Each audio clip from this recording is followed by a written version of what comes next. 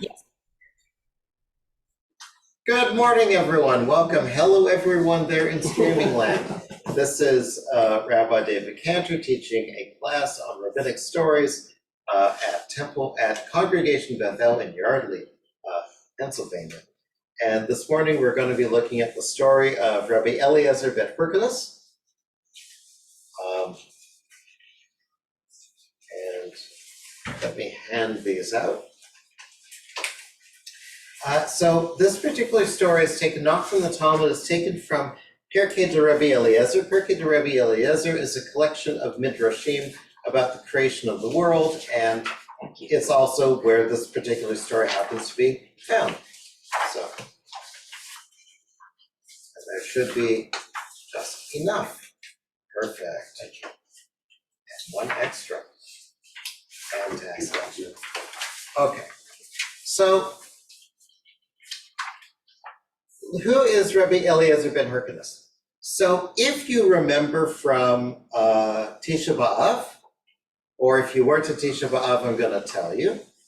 At Tisha B'Av, we told the story of Rabbi Yochanan ben Zakkai. And Rabbi Yochanan ben Zakkai is led out of Jerusalem. His body is carried in a coffin, and there are two of his students are beside it. One is Rabbi Joshua, and the other is Rabbi Eliezer ben Hyrcanus, Rabbi Eliezer. Rabbi Eliezer is an amazing character. He does really interesting things. There's a story that we're going to tell later on, hopefully, where he has the ability to change reality. That rivers will flow in different directions, or fields will suddenly harvest themselves or grow cucumbers. He's got some sort of mysticism going on here. And he is very, very bright, and he's usually right. But the other rabbis kind of get annoyed with him from time to time. But we're going to look in the backstory of where he comes from. Okay? So here's the story. The following befell Rabbi Eliezer, son of Hyrcanus. His father had many plowmen who were plowing arable ground, whereas he was plowing a stony plot. He sat down and wept. So Hyrcanus owns a lot of land, and Eliezer is plowing, and the land that he's plowing is not arable, it's stony, and he's sitting down and crying. Why do we think he's crying? Well, he's probably pretty frustrated. He's frustrated because it's not arable land. So his father says to him, "Oh, my son, why do you weep? Are you perhaps distressed because you have to plow a stony plot? In the past, you've plowed a stony plot. Now, behold, you shall plow with us arable soil." He sat down on the arable ground and wept.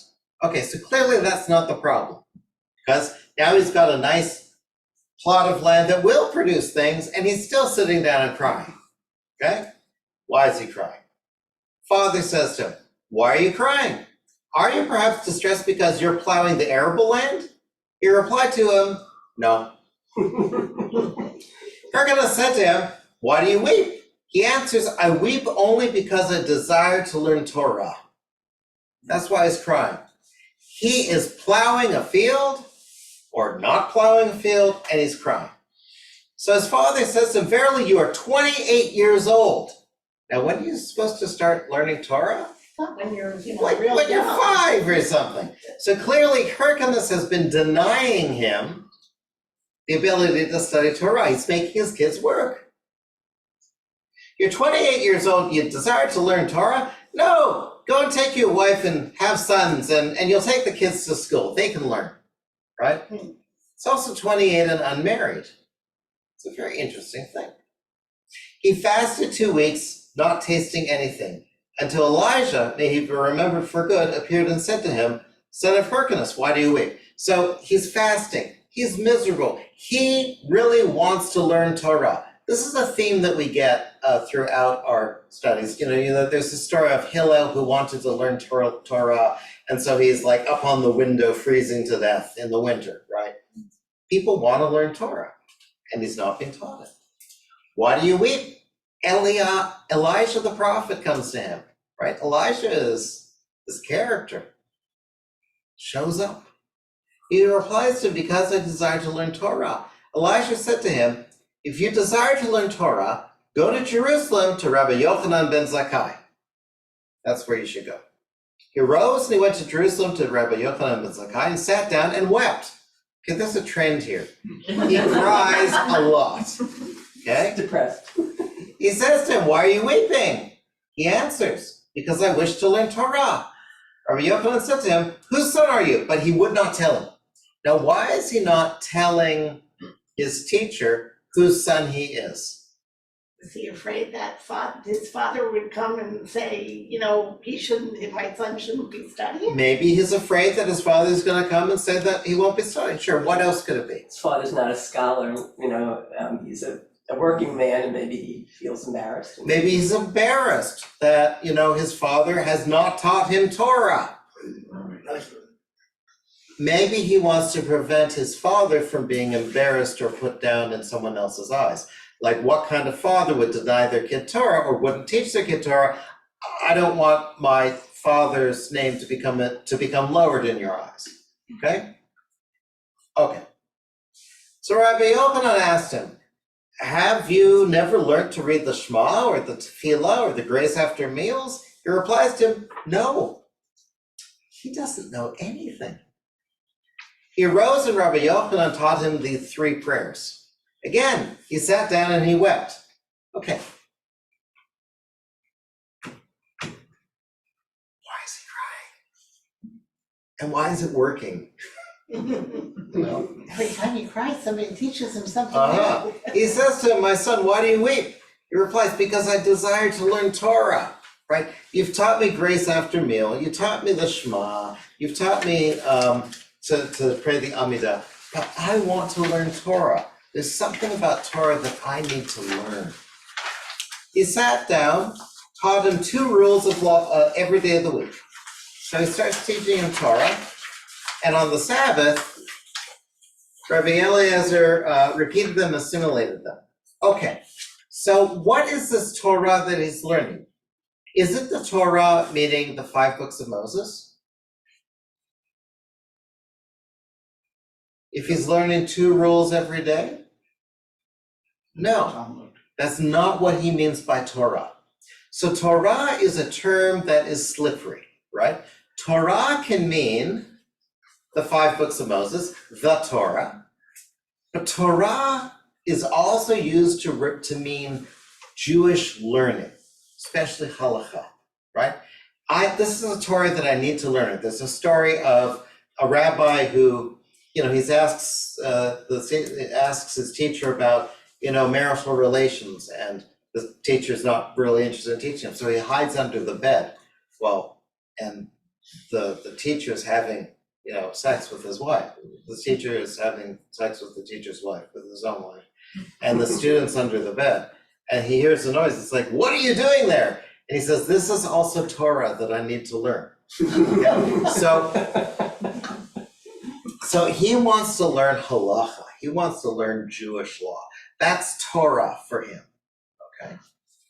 He kept a fast for 8 days without tasting anything until the odor of his mouth attracted the attention of Rabbi Yochanan ben Zakkai, who directed him to withdraw from his presence. Why isn't he eating?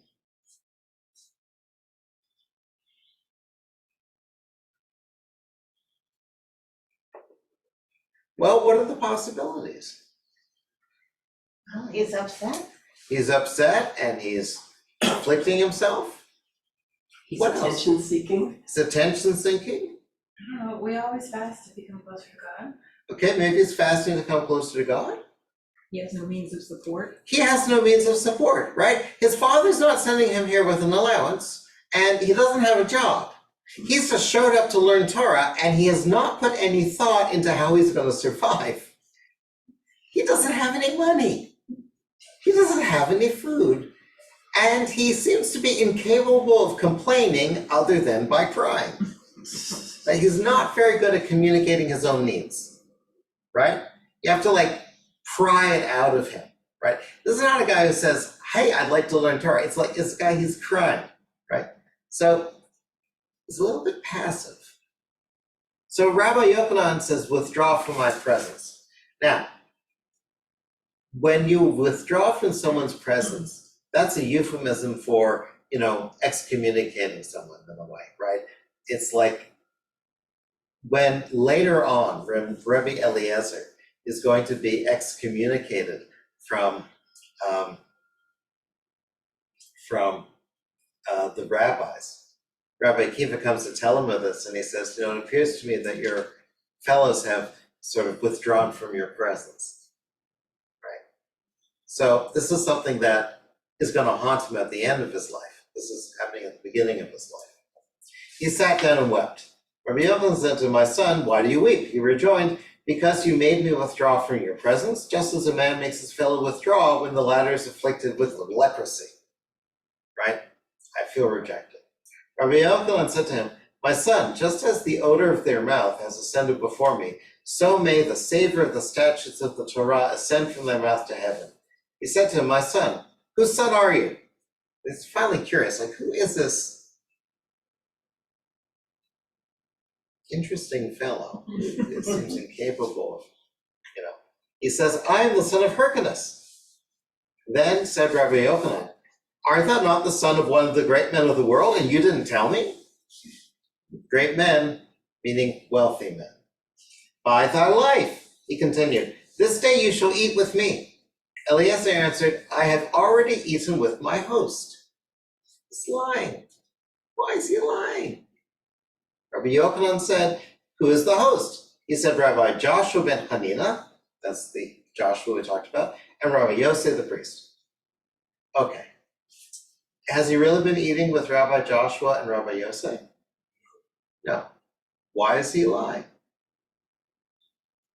Why doesn't he want to eat with Rabbi Yochanan? You don't know the prayers for the meal. He knows the prayers for the meal. He was taught that. Just, treat this like literature. What are the possibilities? He's embarrassed. He's embarrassed. Or maybe he has poor self-esteem. Maybe he has poor self-esteem. Maybe he doesn't feel worthy. I don't know. I wasn't there. Rabbi Yochanan sent to inquire of his host, saying to them, did Eliezer eat with you this day? They answered, no. Moreover, has he not fasted 8 days without tasting food? Rabbi Joshua ben Hanina and Rabbi Yosef the priest went and said to Rabbi Yochanan ben Zakkai, verily during the last 8 days, Eliezer has not partaken of any food. Okay, so now he's been found out, right? Things need to change for Rabbi Eliezer. Okay, now, we need to return back to the farm, literally, and find out what's going on with Hyrcanus. Is he a rabbi in the sense that we know rabbis today, or is this just a title? Okay, so better question is, are rabbis today what rabbis were back then? Okay. So, I asked that. okay, sure. So, a rabbi was someone who had received smicha, laying on of hands from a previous rabbi. And what a rabbi is the New Testament calls them the doctors of the law, right? Rabbi means teacher, but it also means scholar, but it also means expert. It also means a judge. So,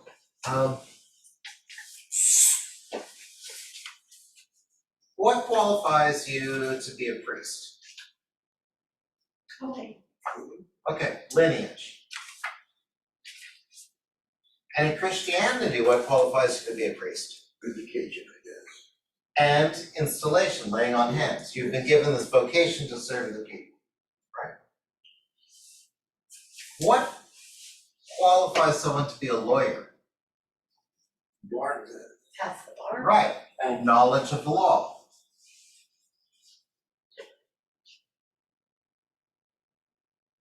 The rabbi, to become a rabbi, what must you demonstrate? Knowledge of law. You have to have knowledge of law. Now, the job of the rabbi nowadays, is it to be an adjudicator of law? Teaching. Not really, right? Rabbis nowadays are more like a pastor, right? Well, and an adjudicator, because you go to rabbis with questions as to whether you should do this and that. Sure. Pastor, guide, Teacher. therapist, teaching. What else do rabbis do nowadays? Officiate weddings and. Ceremonies. Life cycle events. By the way, do you need a rabbi to perform a wedding in Judaism? No. You know who performs the wedding in Judaism? The bride and the groom, right? The groom says, "Harei ad mekadeshet li b'taba'atzo," and she takes it. There you go. The Matzah Kedushin is just the person who makes sure it's organized, right? You don't need a rabbi for a wedding. Do you need a rabbi for a funeral? No, anyone can do a funeral. Do you need a rabbi for a baby naming? No. Do you need a rabbi for anything? It's nice to have. The only things that you need a rabbi for is conversion to Judaism. Okay? That's all you need. What about blessing? Because it's a legal process of immigration. What about blessing, making food kosher? Blessing food to be kosher that day. No, that's just the shochet, right? No, so all of the jobs that the rabbi does nowadays, you don't need a rabbi for. Anyone can do this. What happens is you have the rabbis who are adjudicators of law, and they make legal decisions, and they're like the court. We come over to North America, and there's these congregations that are led by Catholic priests and Protestant pastors, and you have to belong to a church. So, okay, I don't want to belong to a church, I'll belong to a synagogue. And we want the rabbi to look like the pastor.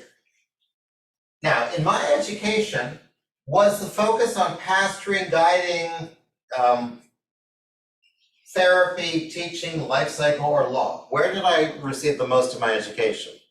Law. How useful is that? There's a wonderful video if you Google, "So you want to become a rabbi." And so you want to become a rabbi, and it's a cute little cartoon, and it's like the advisor is saying, look, how often do you think you're going to be asked, what happens if a non-kosher meatball falls into a bucket of 60 kosher meatballs? No one's going to ask you that, right? It's they're not looking for that, right? They're looking for this. So the rabbis back then, this is a long answer to the question, are not like the rabbis today. The rabbis back then are judges, advocates, and scholars, right? They are community leaders, but in the sense of the political leadership, right? They are the judging class. And the Sanhedrin, which is the council that leads the community, is the Supreme Court. Rabbi, I guess what's prompted my question is, if Eliezer was a rabbi,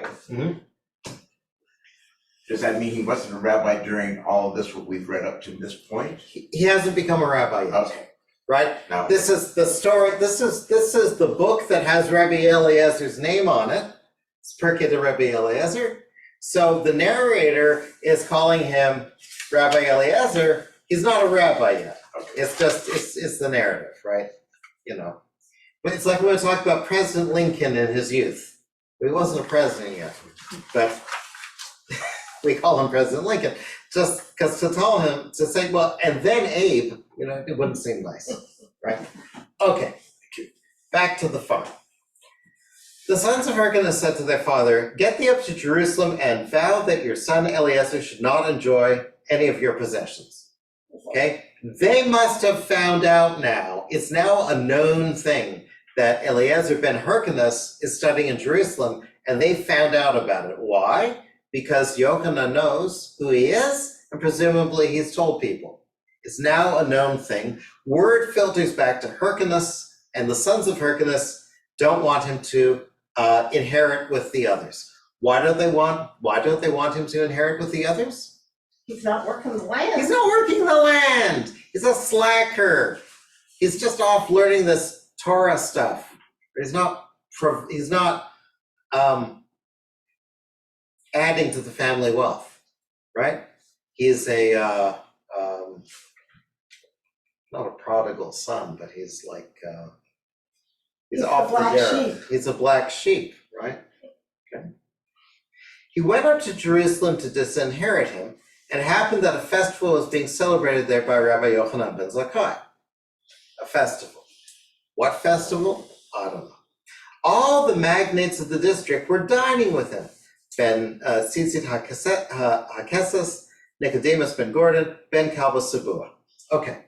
Ben Kalba Savua is going to be Rabbi Akiva's father-in-law, one of the wealthiest men. Nicodemus, wealthiest man. Ben Tzitzit HaKesed, also one of the wealthiest people. So all the big shots are eating with Rabbi Yochanan ben Zakkai, which should impress Hyrcanus that maybe being a big shot like Rabbi Yochanan Zakkai, maybe there is some value, maybe there is some honor in being a rabbinical student. I don't know. Just the names. Why was he called Beit Tzitzit HaKnesset? Because he reclined at a table in a higher position than the other magnates of Jerusalem. Concerning Nicodemus ben Gurion, so that he had stored up provisions containing 3 seahs of fine flour for every inhabitant of Jerusalem. He had stored up a lot of flour. When the zealots arose and burnt all the storehouses, they measured and found that he had provisions for 3 years for every inhabitant of Jerusalem. Right? That's again that other story about how Jerusalem was all set for a siege until the zealots destroyed all the storehouses. Concerning Ben Kalba Savua, it's told that he had a house measuring 4 cores with roofs covered with gold. Okay. The people said to Rabbi Yochanan, "Behold, the father of Rabbi Eliezer has arrived." He bade them, saying, "Prepare a place for him and seat him next to us." So, okay, he's going to have the Kisei HaKavod, he's going to have a seat of honor. Rabbi Yochanan fixed his gaze on Rabbi Eliezer and said to him, "Tell us some words of Torah." Right? You've been studying. Now it's your turn. Teach something. Rabbi Eliezer answered him, saying, "Rabbi, I will tell thee a parable." Right? Rabbis love stories. Rabbis are incapable of saying anything without telling a story. Even I told a story in class because I was incapable of teaching without, they're always going into these narratives. What's the matter like? To this well, which cannot yield more water than the amount from which it has drawn from the earth, right? A well can only produce as much water as in the well, right? Likewise, am I unable to speak words of the Torah in excess of what I've received from you? What's the point of my teaching you something? Everything I know I've learned from you, right? It's like giving a gift to your father. Right? Everything that you got is from your father. So what's the point of giving a gift to your father? You're just taking your father's money and using it for stuff that your father may or may not have wanted, and now he's stuck with it, right? Okay. It's also about prayer before God, right? Whenever we give a gift to God, if we dedicate something to God, everything belongs to God anyway. So, what's the point of dedicating anything to God? This is really a gift. The only thing we can give to God is our activity, because that's something God doesn't have control of. By the way, if there are ever questions or you want to push back, just speak up. Okay. This is a dialogue. Rabbi Yochanan said to him, "I will also tell you a parable." Okay, it's the battle of the stories. Okay. To what is the matter like? To this fountain which is bubbling and sending forth its water, and is able to effect a discharge more powerful than what it secretes. In like manner, you are able to speak words of the Torah in excess of what Moses received at Sinai. Torah is not a static document. Torah is something that lives and grows, right? There's 13 principles of interpretation by Rabbi Ishmael, right? So you can learn and you can infer, and the law grows, right? It's a problem in America that we have no idea. No one can know all the law. The law is growing all over the place. But you can derive concepts, you can learn things, right?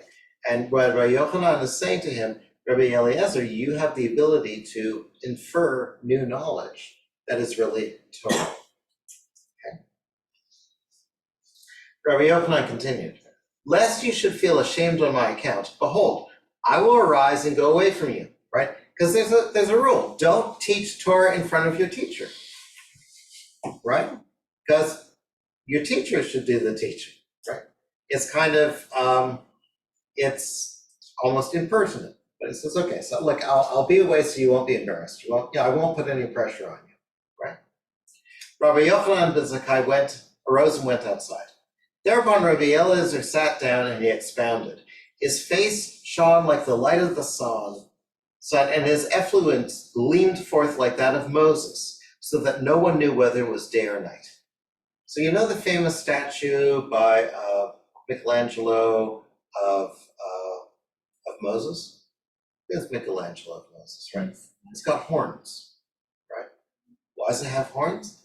Because there were there was horns or rays of light. When Moses comes down from Mount Sinai with the tablets of the law, his face is gleaming. He has to wear a veil because people will be blinded by the brightness he's giving off.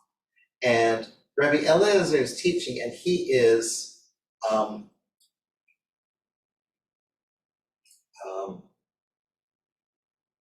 there's a word for it.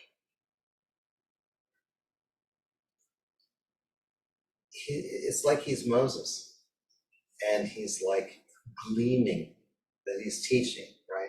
This is like very mystical. He is channeling Moses, if you will. This is top-notch stuff. They went and said to Rabbi Yochanan ben Zakkai, come and see Rabbi Eliezer sitting and expounding, his face shining like the light of the sun and his effluence beaming like that of Moses, so that no one knows whether it's day or night. He came from his place behind him and kissed him on the head, saying to him, happy are you, Abraham, Isaac, and Jacob, because this one came forth from your loins. Okay? So, what's the status of Rabbi Eliezer in the court of Rabbi Yochanan ben Zakkai at this moment? He's learned. He's learned. Is it like low, medium, high? Yeah, it's pretty high. He's high. He's like, this is the star student. This is a pride and joy. And who all is at the table? His father and Ben Kalba Savua and all the bigwigs are there. And Rabbi Yochanan has singled out Rabbi Eliezer for praise. Now, interesting. Hyrcanus, his father, said, to whom does Rabbi Yochanan speak thus? He doesn't recognize his son. He doesn't recognize his son. Of course, the sun is gleaming, so you probably can't see his face, but he doesn't recognize his son. Maybe his son never had much of an impact on him. Or maybe his son has transformed because his son has gone from being this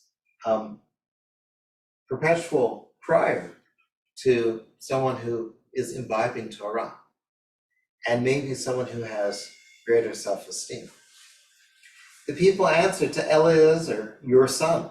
He said to them, to Rabbi Yochanan, Rabbi Yochanan should not have spoken in that matter, but in this wise, happy am I because he has come forth from my loins. You should have said, happy is Hyrcanus that Eliezer came forth from his loins.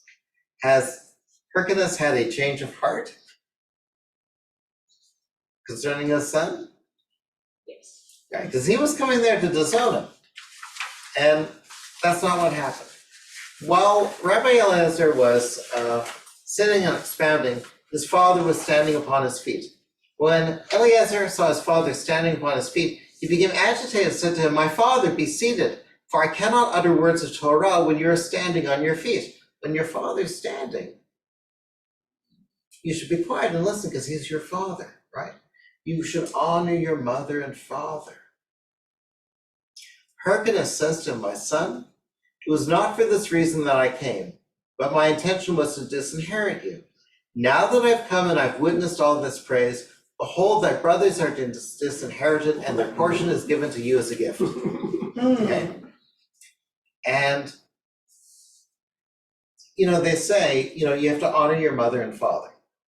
But as much as you honor your mother and father, you have to honor your teacher more than your father and mother. Because your father and mother brought you into this world, your teacher brings you into the world to come. Then they ask the question, what happens when your teacher is your child? What happens? Like, what do you do, right? Does the child honor the father, or does the father honor the child? Right, it's a good question. Eliezer replied, verily, I am not equal to one of them. If I had asked the Holy One, blessed be he, for land, it would be possible for him to give it to me. For it said, the earth is the Lord's and the fullness thereof. Had I asked the Holy One, blessed be he, for silver and gold, he would have given them to me. As it said, the silver is mine and the gold is mine. But I asked the Holy One, blessed be he, that I might be worthy to learn the Torah only. As it said, therefore I esteem all the precepts concerning all things to be right, and I hate every false way. He's not interested in the property. He's interested in the Torah. His siblings can keep their inheritance. What do you think of this story? Interesting, he found his place eventually.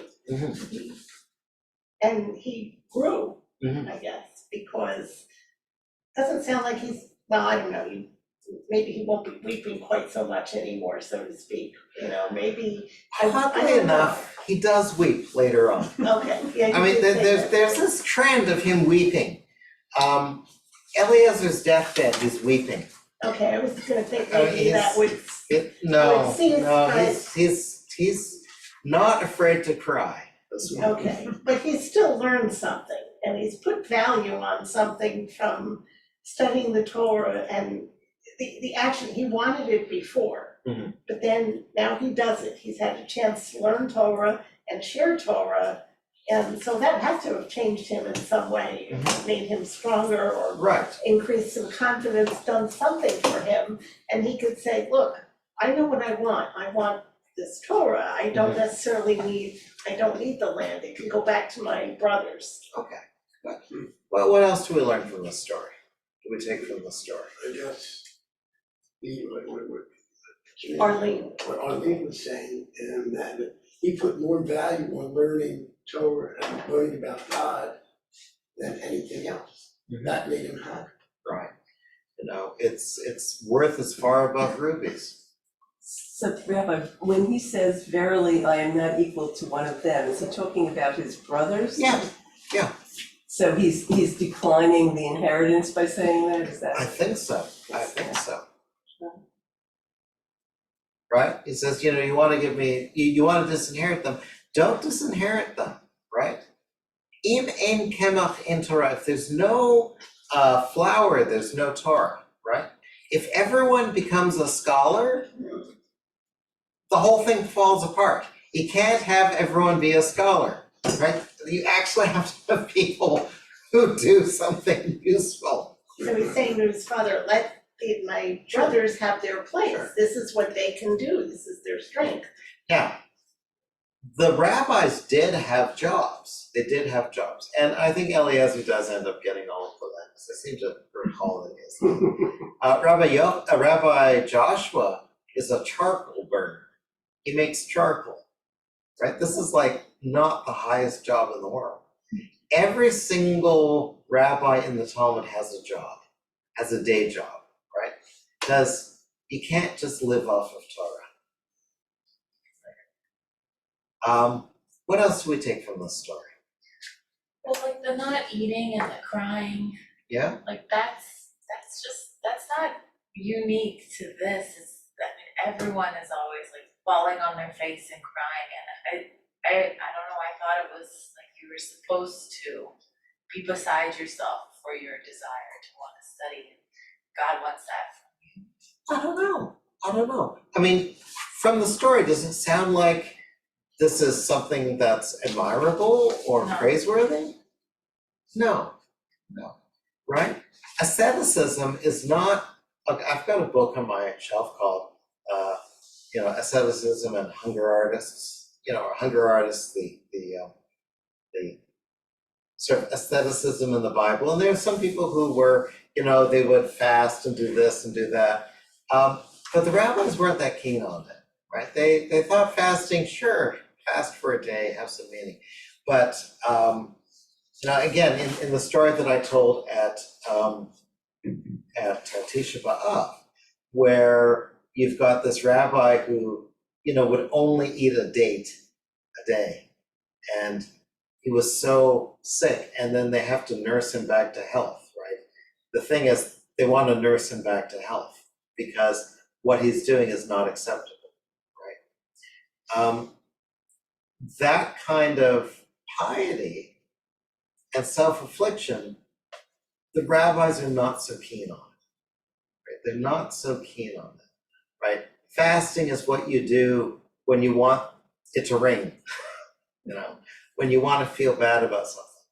But, and I don't know whether Eliezer is fasting because he's embarrassed to ask for money, or he's embarrassed to ask for food, or if he thinks that somehow this will sustain him and he won't need food, right?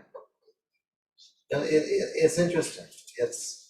There's a very anti-asceticism tone in the rabbis. We read last week, right? These rabbis were so fat that, a cow could walk between them without touching their bellies, right? So they weren't so keen on that. They're worried about it, right? But maybe, even to the point where he lies about fasting, right? He didn't fast though until he got to the rabbis. He doesn't seem from the story that he was fasting while he was living with his father. No, I don't think so. He's crying, but he wasn't fasting. Rabbi, when the other rabbis find out who his father is. Yeah. And they know him because he's, you said, a wealthy man. Yes. And they chose to invite him over. I thought that maybe because he was a wealthy man, that he could help support them, that he would be, contribute towards it. I think there might be something in Rabbi Yochanan's mind about that. Yes, yeah. We're looking for some more benefactors. Rabbi Yochanan. But then Rabbi Eliezer goes and declines his inheritance. It Right. seems like a little bit of a. Right. Because Rabbi Eliezer doesn't have any political sechel. Rabbi Yochanan has a lot of political sechel. He's the one who saves the rabbinate. He's the one who, makes friends with Vespasian and, inveigles his way in, right? Rabbi Yochanan is a political creature. Rabbi Eliezer isn't a political creature.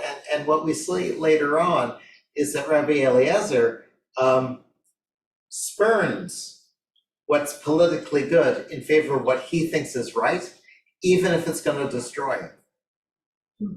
Right? Even if it's going to cause him to be excommunicated, right? He's not willing to go along with the system. He's not willing to play the politics. He's an idealist. He's an idealist, absolutely, right? So are people who fast. They're idealists, right? The people who are ascetics, they are idealists, right? Fasting in the sense of a hunger strike, not fasting in the sense of Yom Kippur. No, fasting in the sense of, I take upon myself that I will only eat on Thursdays. To be in this constant state of hunger, Now, fasting on Yom Kippur, everyone does that, unless you're pregnant or nursing or sick or if there's cholera or whatever, then you don't fast. What year was this written in the project? So my understanding is that Pirkei de Rebbe Eliezer is gathered and written down somewhere in the medieval era, but the stories that it's capturing are from much earlier. Right. So this is in Mishnaic or Midrashic strata of Jewish text. Right. And certainly the stories that they're telling are stories of before the destruction of Jerusalem, before the fall of the temple. That's where these stories are coming And they were orally handed from, down. and they're orally handed down. Right? There's the stories that we tell, because these are stories that sort of form our notion, right? And you get the sense of what's important, right? I mean, this story tells you what is the most important thing to strive after. What is it? Torah, right? You should be striving after Torah. But that might be the most important, but it shouldn't be the only thing in a It person's should life. not be the only thing, right? And I think we see this story as an example of that. I mean, if you devote yourself to one thing, you want to be the greatest pianist in the world, but you give up everything else, it's not good, it's not Right, healthy. right, that's right. Too much of a good thing is not a good thing, right? And pursuing something to the exclusion of all others is not a good thing. And I'm sorry, wasn't there the idea that we paid rabbis not to be something else? that's what we do nowadays, right? Nowadays, we pay rabbis compensation for, well, they could have been a stockbroker, or they could have been a doctor, or they could have been a lawyer. Yeah, absolutely, absolutely. Back then, you didn't pay rabbis because they had their own jobs, they had their day jobs, right? But as Rabban Gamliel discovers later on, a lot of these rabbis are extraordinarily poor, and he has to start giving them subsidies because, he's just not aware, because he's from a wealthy family, so he doesn't, just not aware of what's going on. Sort of relating back to Lauren's question from before about why they're called rabbis, is it just an honorific because they're learned at this point in time? And At this point, it's an honorific saying that you are learned, you're a master of the law, and you are qualified to adjudicate, right? And in order to prove yourself to be a rabbi, you have to have this mastery of the oral law, that you have to know all this stuff, right? And these are people where they're not writing it down. Maybe they're writing down notes for themselves, but for the most part, this is an oral tradition that they're keeping in their heads. Is there an ordination that happens? And there's an ordination, yeah. Oh. It's a laying on hands, literally smicha, where they would go and the rabbi would lay his hands on another rabbi, and then that would be, now I've created a rabbi. It's the same way that they create priests. But the chain of ordination was broken. At some point along the way, all the rabbis got kind of wiped out. And what we have in modern days, we call ourselves rabbis, but we're not rabbis like they were rabbis. We don't have everything memorized, but I don't have everything memorized. yet, unlike them, you went through a formal curriculum. Went through a formal curriculum. So they were rabbis in the sense of they dedicated their lives memorizing Torah, and they became rabbis. They were recognized. Right, by the and rabbi, meaning teacher. Rabbi means great one, right? So these are the judiciary, right? And there's courts of rabbis, and they make decisions. And people bring things and say, "Is this kosher? Is this not kosher?" I have a dispute. I bought a property, and when I dug it up, there was a chest, and in the chest there was jewels, and who owns the chest of jewels? So that's, the rabbis have to make a decision. So it was civil as well as religious. Civil and criminal, yeah. Religious stuff, they don't really, questions about what to pray here or there, but most of the case law that's in the Mishnah is about civil stuff. It's the majority of it is civil stuff. Very little is religious stuff, right? The Baba Kama, Baba Batra, and Baba Metzia, these are the three sections of torts. If two people are holding onto a talit and they're pulling on it, who has the better claim to it?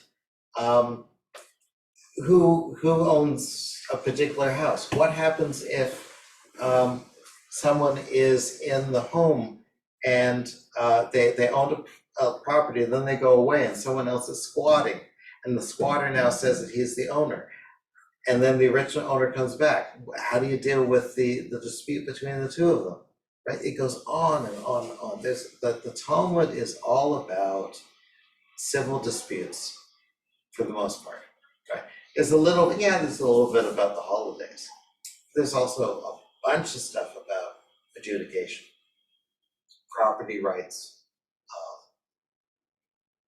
inheritance rights, And commerce. anybody who was considered a rabbi at that time could do the adjudication, or would it have to Yeah. be like a bet den with, So, right, any rabbis, so the rabbis they do the adjudication. You get three of them together, you got a beit din. Right? was there special occasions upon which one would have to bring it to a, I think, if you got a dispute, you want to bring it up for beit din, then you get the ruling of the court. Right? I mean, they had a whole legal system. This was a legal system. There was no civil law. There was no religious law. There was just Jewish law.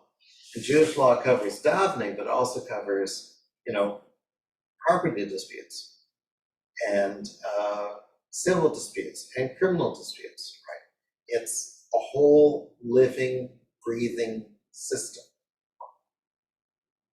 Rabbi, it seems to me that during this period of time, in the Jewish, I'll call it civilization for pointing my question, we seem to be a democracy.